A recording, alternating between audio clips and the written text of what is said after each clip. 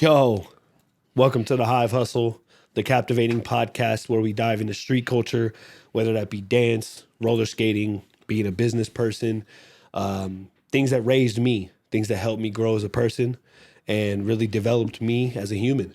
It's official now, the Hive Hustle Podcast about to sit you down. Go and fix your crown, this ain't a grain of salt. Pick your brain and thoughts, even through a major loss. Still remain. Today, I'm sitting next to like a legitimate legend. I have known him since I think 2006 when I started crumping. He's somewhat of a father figure to me, so to speak. I remember he is the first person that made me, I don't even know if you know this, but you're the first person that made me believe Jesus was true. Wow. Jesus was real. You spoke something into my life when I first met you at Slaughterhouse.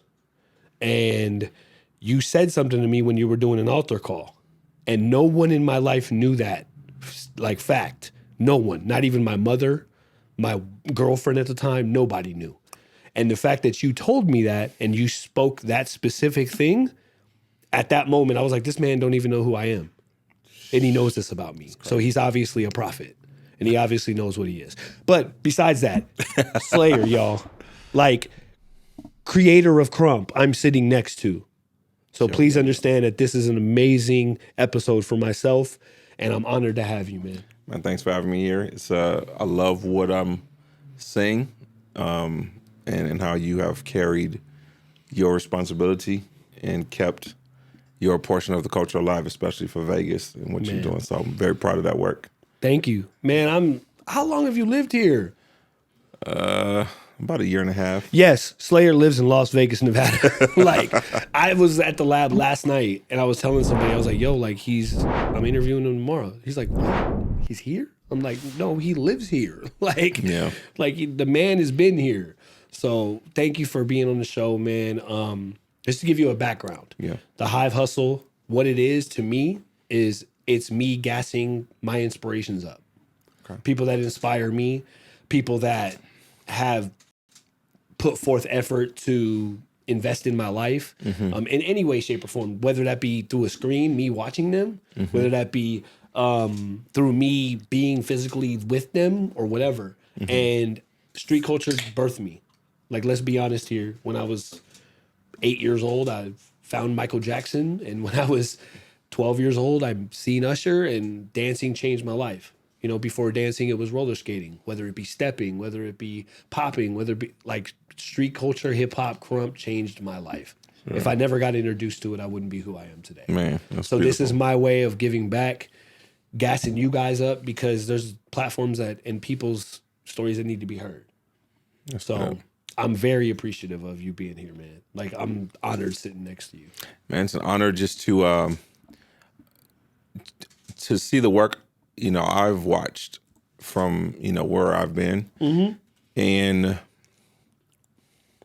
there's one thing, we'll get into discussing what we're supposed to do with, Krump or whatever we are doing with street culture. But like before we came into, street culture and dance movement, there was someone that had to inspire us. Yeah. And so a lot of times we can be a fan or we can take whatever we've been given and we can make something for the next generation and for others, you know? So it plays this role. That actually goes into my first question. Okay. So obviously, if people watching my channel don't know, you're a creator of Krump. You know what I'm saying? Definitely. You were literally in the birth of it. There was something before that, though. You get what I'm saying? Like, before clowning, before Krump, what inspired Jason before that? Like, was it dominoes at the table? Was it spades? You get what I'm saying? Like, we all, you grew up in LA. You know, like, you were probably around for the riots. Like, what was it first that really made that snap? I think for me, I actually grew up in Compton, California. See? You get what I'm saying? Yeah. Grew up in Blood territory and Crip territory. Okay. So just being around, all of that, I think for me, if I could say like what really attached me, I've always been an artist, but music really like it spoke to a place in me. And a lot of times the music that I listened to gave voice to some emotions I was feeling. Okay. And then, from there, it was either R&B. I think early for me, it was like R&B. And I was actually a really shy kid. I was the same way. Krump opened my life. Yeah, really shy kid. And I would kind of perform and do dances, maybe for my family, but nobody else knew. So I was privately talented. Yeah. And then like later on in my life, I think when I started going through certain pain started coming up, more so darker music, Gotcha. And yeah, then everybody goes to that stage. I think I was listening to Slipknot when I was like 14. You get what I'm saying? Yeah, like everybody goes to that stage where they listen to crazy rock music or crazy rap music or whatever, Mm-hmm. So definitely. Okay. Quick question. What year were you like how old were you when Rise was filmed? Oh my Lord, have mercy. Let me see. See, when you get older, you kind of forget the years. Yeah, but no, I know. I know I was in my early 20s. So you were like older than everybody. No, if I'm not mistaken. Everybody thinks I'm the oldest, but actually Prissy's the oldest. So she's in her 40s now, right? Mm-hmm. Okay. So Prissy was the oldest, and like next was like you. And me. Got you. Okay. And then I believe it should be Caesar. Okay. And then Ches, and then Miho.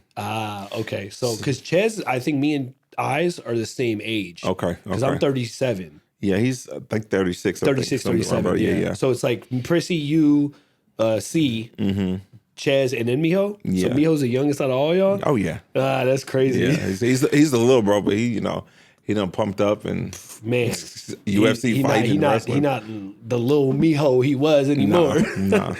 But okay, so you were the oldest, or not oldest, but you were one of the oldest. One of the oldest.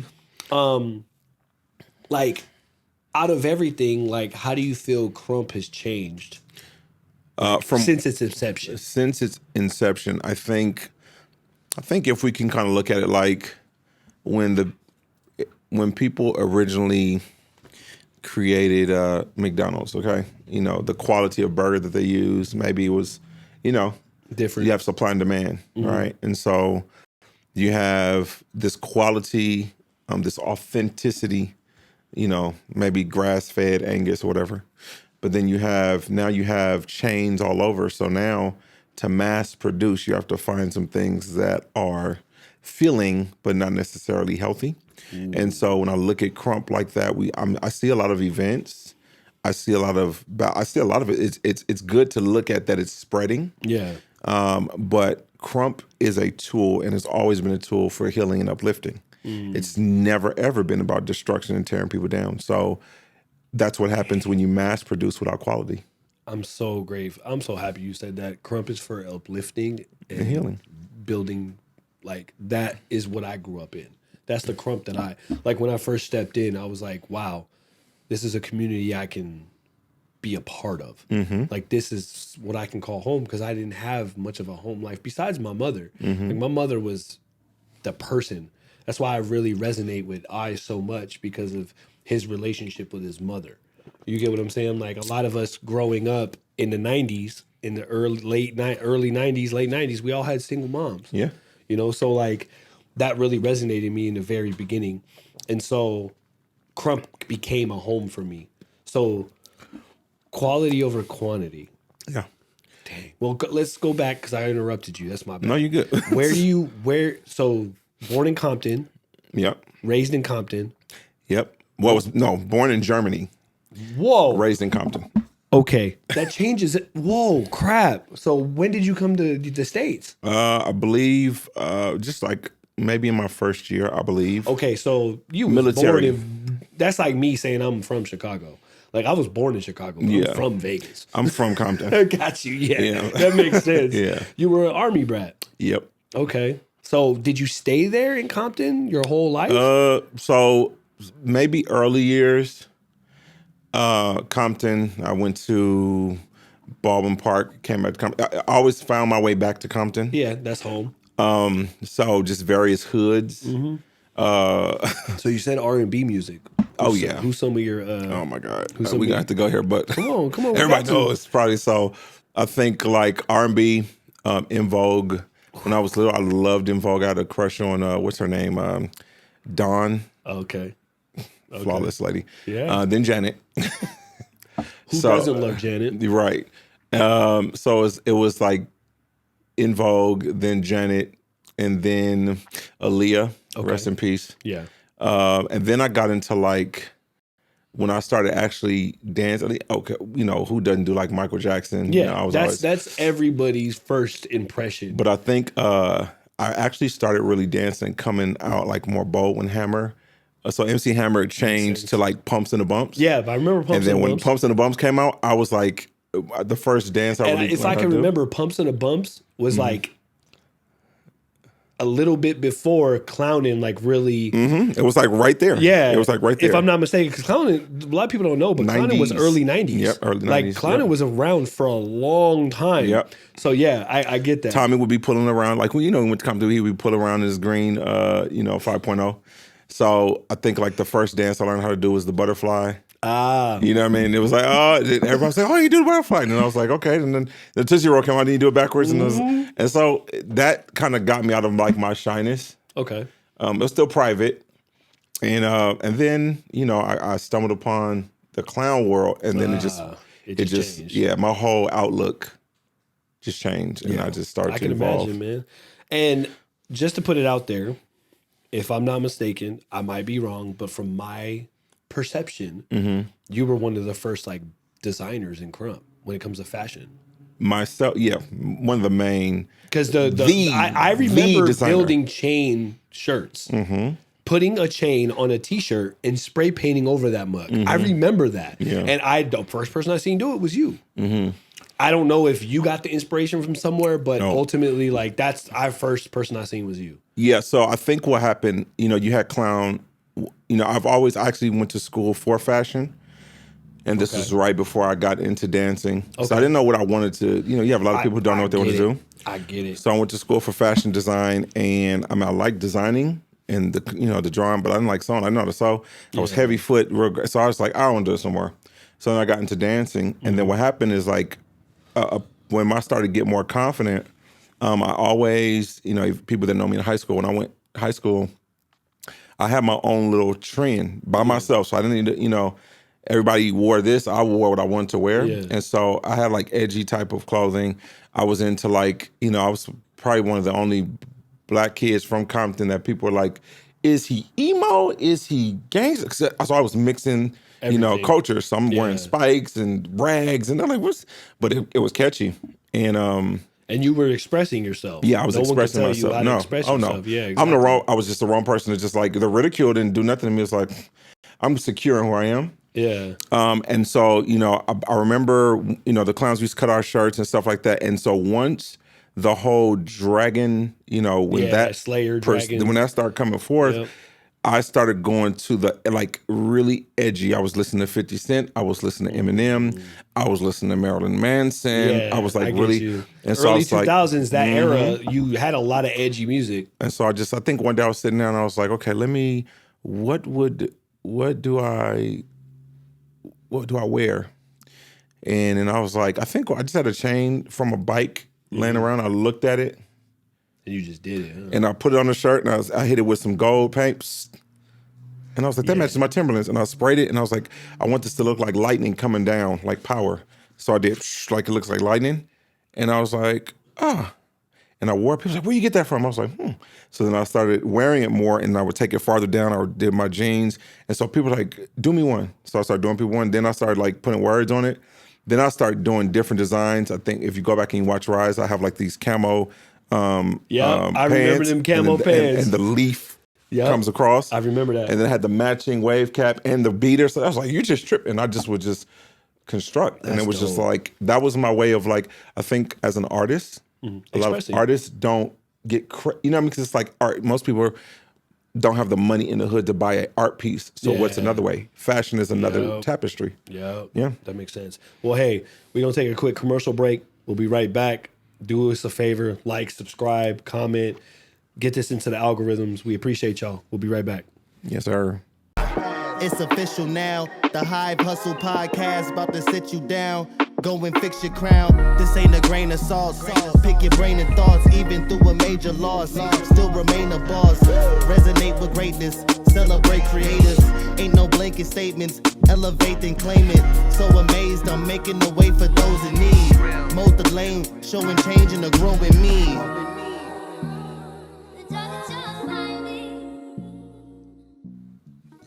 Man, dude, this has already been crazy. Like, just sitting here with you is crazy to me. I know we've had plenty of conversations. I know we've talked for years, but I like sitting here with people because it helps me understand the person behind the dance more. Mm-hmm. You get what I'm saying? Like, I've seen you dance. I've seen you preach. I've seen you prophesy, all of that. Mm-hmm. But knowing you and getting to sit down with you is something that doesn't happen a lot. So it's very great to see this. Now, we're talking about obviously artistic innovation, like what you did with the clothing of Krump. Mm-hmm. But now, what role, fast forward to today now, okay, we're going to shift. What role do you feel Krump plays in the full scope of like the dance community? So, Krump, if Krump returns to its roots. Okay. Krump was created to bring healing to the hip hop industry. Okay. And dance culture. Okay. Just because of how Krump was, it was given as a gift to us. But if it does not return to its roots, what's going to happen is going to blend in, and it's not going to be as potent of a medicine as it needs to be. Man. That's why you see a lot of dances integrating into Krump. And if you look at it, you see Krump kind of dissipating, just like a virus. And not saying the other dances are viruses. I don't want to say that. Yeah. But like a virus. But I get your metaphor behind it. Would take over a host, and then the host. You know what I mean? And so we have to keep Krump. Yeah, it's got to have its essence. It has to. That's my language. Yeah, and that's one thing I'll say out of the 5. Like, if anybody brought that, like the spiritual essence, I feel like you were the main person out of the 5 creators. Like, you were the one that was always pushing love, healing, and like anybody that went to a slaughterhouse knows, like, they know that you was going in there and you was getting healed. You was coming out a different person. So I feel like that's a bar in itself. Like, we don't want to take on other hosts, and so many Krumpers go into the other dance styles and learn the other dance styles and mesh it and stuff like that. And don't get me wrong, it's not bad for your career. Yeah. But like you said, let's keep Krump. There's nothing wrong with, when we go, hats off to Ron and, Soulja Tight and Rowdy. These were the first. The first. Yeah. No one can claim this. These were the first. Ruben, Mickey, these were the first to integrate. They started to integrate other styles and music. That takes boldness. Yeah. But you have to have a potency to do that. You know what I mean? Because you have to have it got to be essence. And so when even when Krump came about, and I used to talk to a lot of people, that was my role. I knew my role. Protect the essence of Krump. Protect it at all costs. So this is why, even when it came to even like the introducing Christ, for me, it was not a Christ up movement. It was not a fad. It was the offering of people that want to go to a deeper level of healing. And that's just simple. If you don't, you just don't. Yeah. And I feel like that's where, like, you kind of got overshadowed because everybody I got overshadowed. I love Eyes to Death, but everybody was focused on that whole Christ up movement. Yeah. But everybody was focused on everything changing when we didn't need to change the dance. The dance was the dance. If people wanted to be Christian in the dance, let them be Christian in the dance. Let them use it for that. And I feel like we're back where that is now. Like, people. Let me say this really quick. When we started, okay, a lot of us, everyone wasn't a believer in Christ. Yeah. And that needs to be said. Yeah. Even though we were believers in Christ. Through family, through being in. Yeah, we weren't like disciples, so to speak. Yeah, so what happened is, God came and spoke to me and told me what to do and to introduce. I went to Eyes and shared with him about like what happened to me, and then that's when we started doing like Bible study. It was just organic, you know what I mean? And then it became something else, but that's one of the essence things. So that has played a major part in the hurt that a lot of people have experienced in Krump, unfortunately, but it's also a learning lesson. Power unchecked is very dangerous. You understand? Oh, I get it. That's freaking crazy. So for hold on. I'm going to say it again. Power unchecked is what? Very dangerous. Oh, bruh. That's a bar for your ass. Sorry, I didn't mean to cuss. You're good. But This is crap. in your cords, they have a ground wire. Yeah. The ground wire is there to make sure things don't short circuit. And so if there is no grounding or governing or accountability, you get danger. The danger is Krump was growing without accountability. That's where we are now. So now we have to bring some accountability for elders, for pioneers, for everybody. Everybody needs to be accountable to. And what's going to keep some us type of standard. What's going to keep us grounded is we have to. I mean, this is what I've been working on for a long time, almost like bylaws. Yeah, you know what I mean. Well, think about it like this. I love Krump to death, but if there was no hip hop, there would be no Krump. Definitely. Let's be honest. You know what I'm saying? And hip hop, I'd say this in the Krumpers page a lot. Hip hop has foundational principles that makes it that of what it is. Like each one teach one. That's a hip hop moral. That's a hip hop, like I learn, I go teach. You learn, you go teach. That's how we spread it, word of mouth. So I feel like Krump, we have those, they just haven't been defined. And I feel like it's going to take the pioneers, the creators, the OGs from the second gen or whatever to create those foundational principles, like you said, bylaws. And that's going to help us go into the next generation. Krump commandment number 1, the first Krump commandment. Okay. Nobody is rejected. And I can't imagine, I can't say how many times I've went to a Krump session, just to be honest with you, and felt rejected. And it wasn't like that when I first started. Thou shalt not reject. Well, hey, man, now, obviously, you played a big part in Rise. You were in the movie. You were part of Krump. Can you share like your experience with that movie and like how it impacted your life in the Krump movement? So the movie, it's very important, like memory, that whole experience for me. You know, going from being in Compton Carson, and nobody knowing who I am. And then over the years of everything that I've invested and put, now the light is shined on it and people are like, you're a legend and all this. It feels good, but the other aspect is what you experience when fame hits you or popularity, you experience, I'm a very genuine person, very to the core. I don't have a bone in my body that's not genuine. And so you have a lot of people who connect for reasons that are not genuine, and people who love you and don't know why they love you, right? And so people are like, you know, you're a legend, you're this, and it's like, who am I? You don't even know who I am. It's called imposter syndrome. You see what I'm saying? Literally. Imposter syndrome, you know what I mean? Yep. And so it's like, I'm a person outside of all those things that I accomplish. I'm an individual. And for me, it's always, but there's greatness inside of you. Yeah. And so I was born and put in Rise to bring the greatness out of the future generations. So, I mean, for me, if I'm not inspiring anyone else, if other people are not becoming leaders, if other people are not, you know, sharing their voice. Or growing. If they're not growing, if they're not better than me, I'm not, in my eyes, I'm not doing my job. Yeah. So everyone that I have inspired is better than me. Got you. Yeah, and there's a lot of people in Krump that don't want that to happen.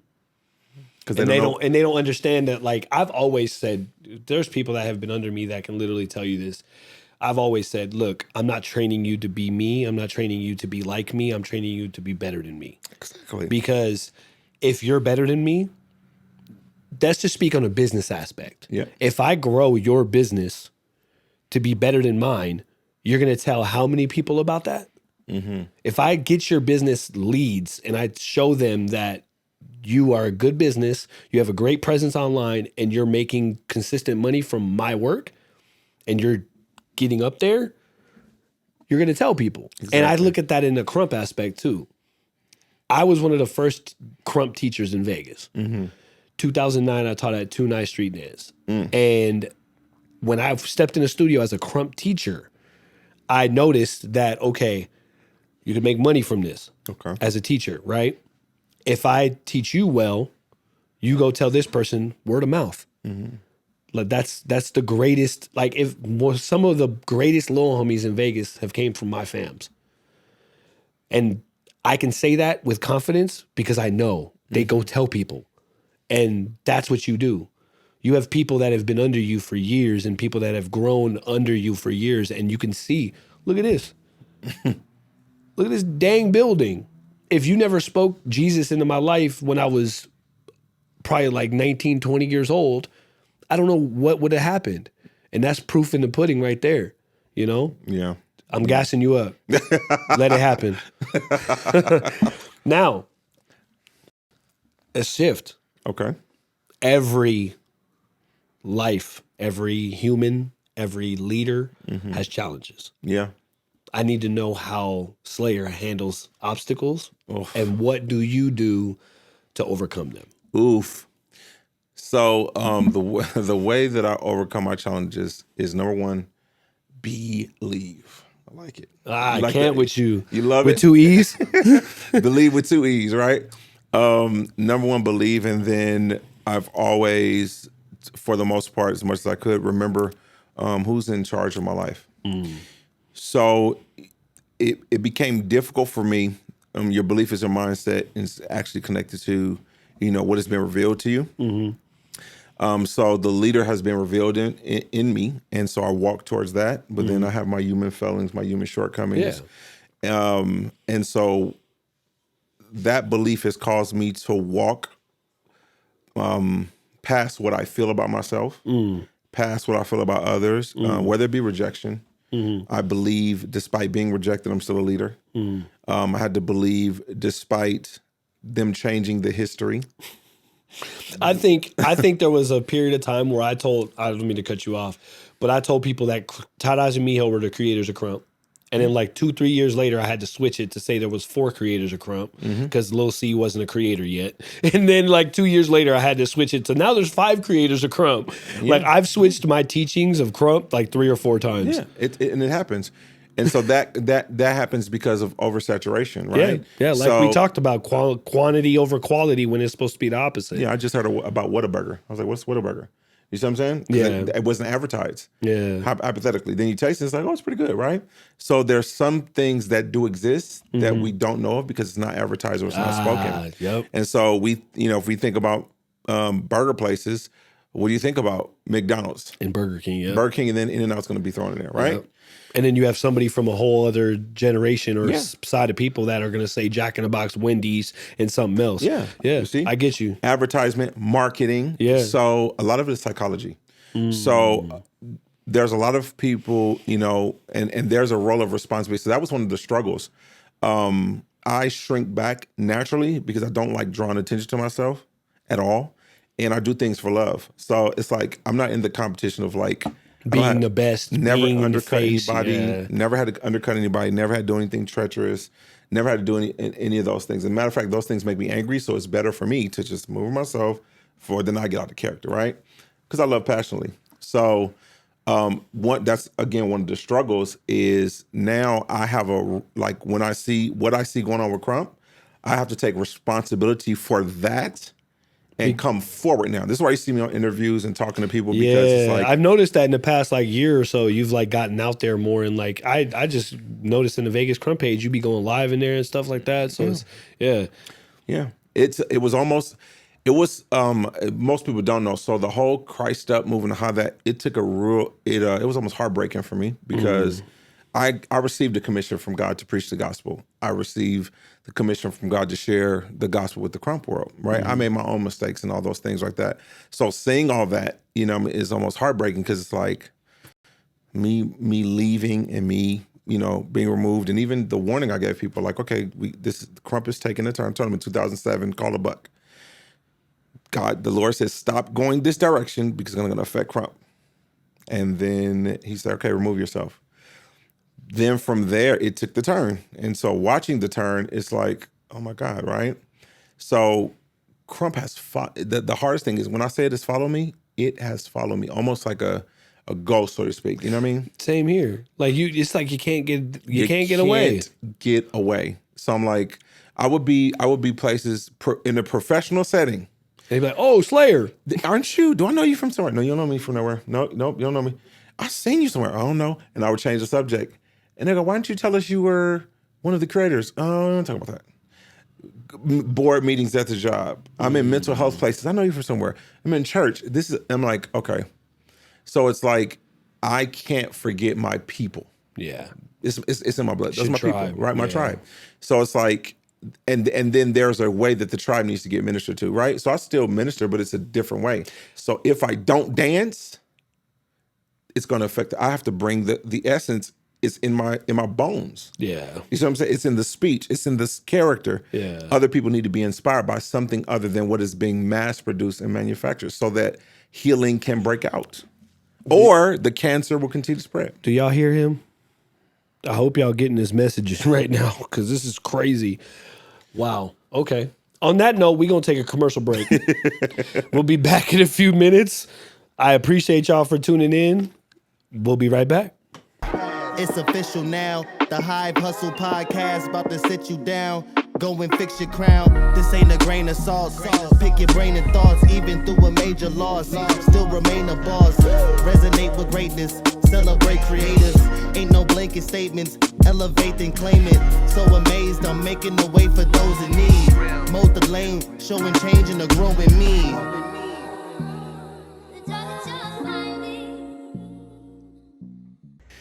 Man, I haven't even began to process everything that's happening right now. Hey, if y'all just tuning in, rewind it. I can't. Now, shifting again, we've talked about, where you came from, how R&B music really, really inspired you, which, by the way, I'm the same exact way. Okay. I fell in love with R&B music before hip hop. Yes, full-fledged. IMX. Come on, bro. I don't know if you know, but one of my episodes I interviewed Raz B from B2K. Yeah, okay. I'm gonna send it to you so you can check it out. I gotta check that out. Bro, I got professionally I got linked with him through a client, and he's an amazing dude. Yeah. But just being in there, in here with him is Marcus Houston helped you get in the industry. R&B music definitely inspired me tremendously. 7th grade, I faked like I was somebody from immature so I can get this girl. I think all of us confessing. You know what, man? How many times I said I was a Backstreet Boy or an NSYNC? Come on, dude. My hair is not like this for no reason. Weak. AJ from AJ McLean from Backstreet Boys. I was the bad boy for real. Oh. Let's just be honest. We being honest, right? We confessional. I know you a pastor. Ooh, but let's sift it. What are you working on right now? I heard you talking about bylaws. And by the way, Celsius, y'all need to give me a damn sponsorship. And now we're from our sponsor. I can't. But what are you working on currently? Ooh, so I'm currently, I got a couple of projects going on. So I'm currently working on something to be like an almanac and some bylaws for Krump. Okay. To hand over to every culture. Okay. And I put something out on the Krumpers page. I do want to create a tour. I seen that. Yeah. I seen that. I do want to create a tour to give credence and credit to every city where Krump is. Mm-hmm. And to tour it, because we have to give credit to the pioneers in each state or region. Yeah. Right? I think one of the things that the Krump, in America, I don't know about the rest of the countries, but in America, especially in the West, there is this pain because there's a lot of people who have been robbed of their dues. Biblical principle. I see a lot of people that feel that. Yeah.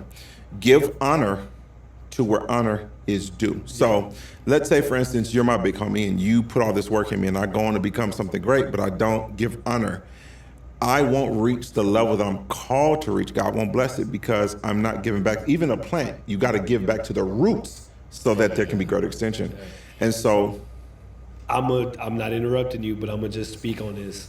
I do that consistently. And nobody can deny it. For real, one of my big homies, He been with me. He my DJ at all my events. He's one of my best friends. He was the first episode of this podcast because in 2006, when I first got on the Krump Kings forum, he was one of the first people I messaged. And I went to Smash Studios on Silverado Ranch and Las Vegas Boulevard, and I went there and got put on as a reel. And he was the first person to be my real big homie. He was my best man at my first wedding. My son's middle name is Lamont because of him. So, same thing with Crush. After I was under Real, I became under Crush. And if I didn't be under Crush, I wouldn't have had the opportunities that I had. So I get you. A lot of people got to put their pride down and simply just give credit to who helped them. Yeah. Like, I tell Crush every time I see him, bro, I love what you're doing with your brand. I love what you're doing with your fam. Excuse me. Keep it up. Like, thank you for what you've done for Vegas. If you don't remember, 2016, 2017, Archive was booked both of them. Yeah. Because why would I book anybody else when I have a legend in my city? Like Rapture, once he's healed, I told him he's teaching here, no matter what. Yeah. Greats. These are great. These are people that need to have their... Why do you think you're here? Because your story needs to be heard. Yeah.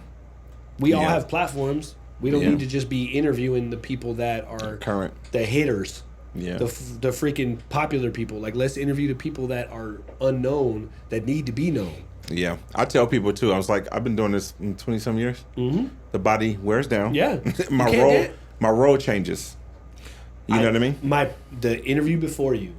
No, the one I just released yesterday. I literally said it. I said I probably got a couple more years in the competition aspect. Yeah. And then when that time comes and I hit 41, 42, and Prissy was just live on Facebook talking about it. She was dancing in her living room talking about how she ain't got the body she used to when she was 24. Yeah.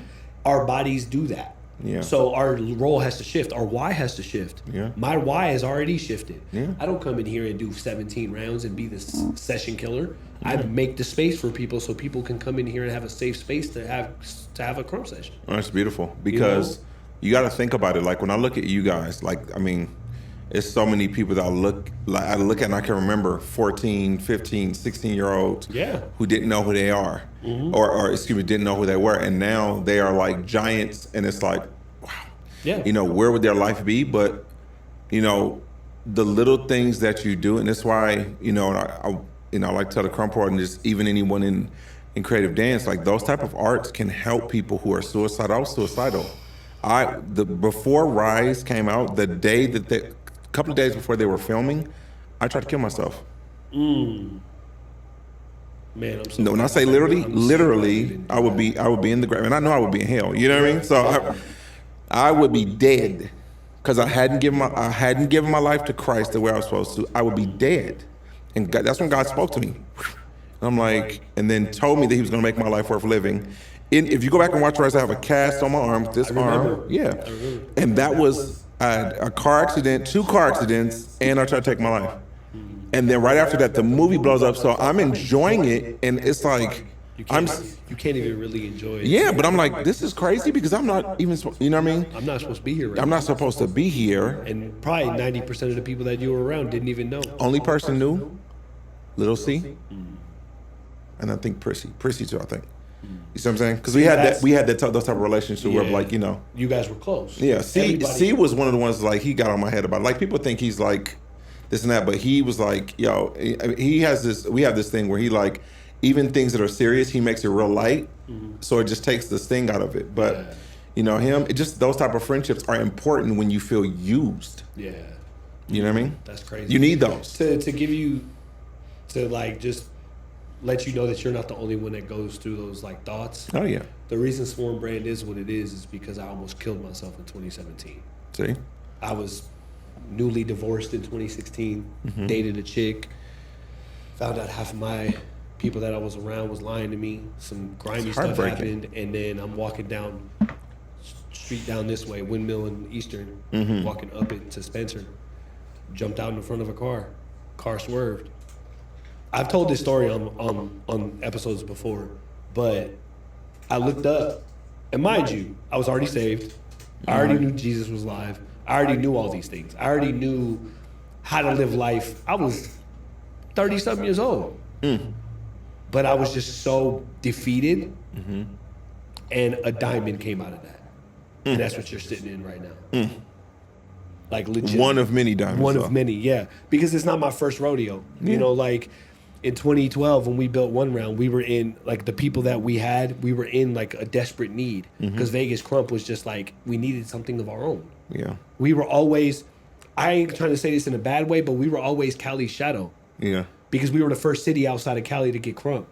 So like we were always like Dahan, Mike, all of these people that were OGs, Sean, Papa, OJ, like all these Mike, people. Autumn, yeah. Yeah, like Cass, they were they were overshadowed because we weren't Cali. Yeah. And I remember when a lot of them came, when I came out and brought Royal Fam in. Yep. A lot of them were Royal Fam. Yeah. 07, 08, Chinky, Dave, all of them. Like I remember going to the church sessions. That's what I tell people too. So it's like, I think what, it's just my gift. I can look at a person and kind of see the greatness and know how to cultivate it out of them. And a lot of the people that used to get laughed at and ridiculed and shamed, they are the greats now. Yeah. And so, if you can deal with the rejection, people are rejecting you because you dare to be unique and you will not bow. And so if you can endure the laughter, you are the innovator. You are the creator for the next generation. If you can endure the laughter, that's the mindset you have to have in Krump. A lot of stuff that they are doing now, they laughed at me for doing, but they're doing it. Yeah. The warfare style, all those things, that was laughed at in the beginning. But guess all of this stuff, that's where it comes from. Yeah. I knew it. And I demanded that you respect. Laugh at you want, but you're gonna respect it. Yeah. I'm not gonna change it because you're laughing. You actually give me more fuel. So there is a generation of people who don't know how to deal with the antagonism and you have to stand in your essence. Yeah. You have to know what your essence is so you can stand in it. Man. Okay. Last question, because that right there, we could end it, but I want one more. What's your advice for someone coming into Krump and wanting to learn the style and culture? Now, I would definitely say this. Find community. It's not good to do it alone because you need the energy. Krump, the energy or the essence is exchanged in belief. When you're in a space, and let's just say in the session, just start in the session. Don't try to go into competition without getting the energy and the essence from the session. Yeah. Get in those sessions with community that believes and that's uplifting, because what it's going to do is going to change your confidence. That's where the creativity, it's gonna come out. You know what I mean? It's gonna overflow. And then you need to find in the community. You need to find there's different sounds. Vegas has a sound. 661 has a sound. Yeah. Carson has a the sound. West, has a sound. Yeah. And so The East there's some Coast, people, the South, everyone has a sound, and you got to find the frequency that unlocks what's in you and the community that supports that frequency. There are certain places I go. If I session with any of the OGs, I'm going to go, it's like, yo, but if I session with some new cool, because my language is, I call it Aramaic. It's one of the original languages. So it's like, what's that? You're going to more so be curious versus giving the energy that's needed for the next level. Whoa. Does that make sense? That's crazy, yeah. So the OGs, what we understand is we had that amongst each other. We used to go into the industry in Hollywood and do that. So we didn't need outside influence because we had each other. So do you see what's happening now? So if you have, like, let's say, for instance, if you are a person that's from 661 and you go to, 909, there and the frequency and your art, they're not bearing witness with it. You're going to, if you don't have this strong enough essence, you're not going to convert the room. You're going to succumb to the criticism. You're not going to go to the level you're supposed to. You're not going to inspire. You're going to get inspired. Yeah. You see what I'm saying? And so what you have to do is you have to know how to move and know how to flow and know how to use it. And so these are things, over the years I've learned. And so I've actually been working on, like I told you, the Almanac, I'm doing pro wrestling. I actually have, I deal with like mental health, therapy, and soul trauma healing. I utilize Krump also as well as, the biblical teachings, because I'm moving healing. So whether it's soul trauma healing, Krump is therapeutic, and I've taught people how to utilize that, right? And so a lot of those people who have experienced it, they are your elites now, right? And so healing is my main, healing and inspiration. That's good. Is my main thing. Man, I appreciate you so much for this conversation because I learned a lot. Just the last question and how you answered it showed me a lot about myself. Again, thank you for being here. I'm speechless, man. Like, I'm really like happy that this happened, and I thank you. I see things. So I just want to share something with you that I'm just saying, being observant. This new year that you're coming into, and I just want to like encourage you to stick with the mission and the mandate. The bee and the sting. One of the scriptures says, "Death, where is your sting?" And grave, where is your victory? Right? And so I really sense that what God's going to do with you in this place prophetically is that this is going to be a place of refuge for people who feel like they're dying, that God's angels will be here, that people will be inspired again, that will come out of their grave. And Vegas Krump, that was allegedly dead, will be revived in this place. And also I do see this, there is a reconciliation coming with you in the community. There are some people that you're going to have some conversations with for the sake of the culture. And there's going to be healing, and there's going to be restoration. And then the other part that I see, I'm looking at these it looks like honeycombs. Yeah. The scripture says that the word of God is sweet like honeycomb. And so you've endured the bitterness and the pain of dying, but the leader in you is going to give people the sweetness of God's word, and you're going to inspire many. I also was going to ask you, is there someone connected to you that deals with autism? No. Because I saw someone connected to you. I don't know if this is going to be like somebody you're going to be mentoring or someone. There is somebody that's connected to me that deals with mental health issues. Okay. Autism. But it's not autism. Okay. And this may be in the near future, but I saw you dealing with someone or a group of people that were autistic, and there was a creativity that's going to come out of you to inspire them. And so I don't know if there's going to be some little homies or something, but they're going to be brought to you. I'm going to be on the lookout for that. Yeah.